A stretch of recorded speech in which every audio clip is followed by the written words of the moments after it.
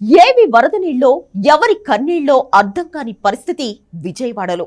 ఒక్క రాత్రి, ఒక్క వర్షం, ఒక్క నది, ఒక్క వరద బెజవాడ బ్రతుకులను రోడ్డు మీద పడేసింది. కంటి చూపు మేర ఎటు చూసినా వరద నీరే, ఎక్కడ విన్నా ఆర్తనాదమే, ఎవరిని కదిలించినా కన్నీళ్లే.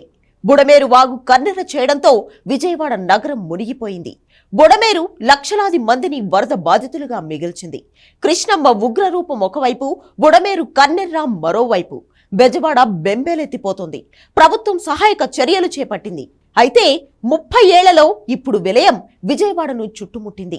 మానవ తప్పిదాలతో పాటు ప్రభుత్వ నిర్లక్ష్యం ఈ విలయానికి కారణంగా కనిపిస్తోంది. బుడమేరు వాగు ప్రళయం వెనుక సంచలన కారణాలు వెలుగు చూస్తున్నాయి.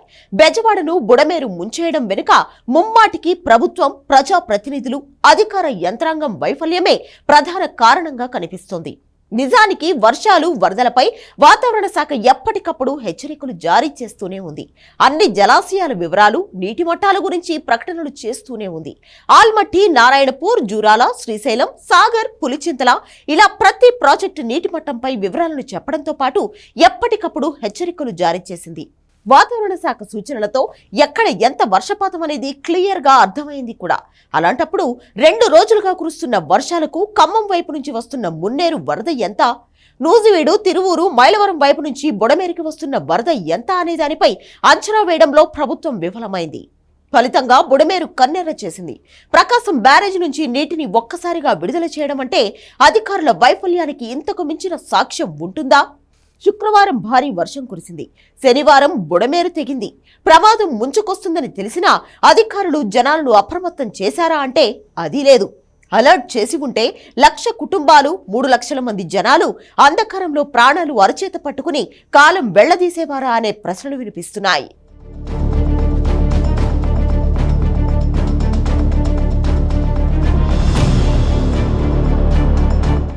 వరదలు ఉన్న ప్రాంతాల్లో ముందస్తుగా ఏ అధికారి అయినా, ప్రజాప్రతినిధి అయినా స్పందించారా అంటే అది లేదు. నీటితో మునిగిపోయాక వచ్చారు అందరూ ముసలి కన్నీరు కార్చడానికి. సీఎం చంద్రబాబు రంగంలోకి దిగితే తప్ప అధికారంలో కదలిక రాలేదు. చంద్రబాబు వచ్చే వరకు బాధితులకు మంచినీరు, ఆహారం ఇవ్వాలనే ఆలోచన కూడా అధికారులకు రాలేదు. సీఎం వచ్చాక అప్పుడు సహాయక చర్యలు మొదలయ్యాయి.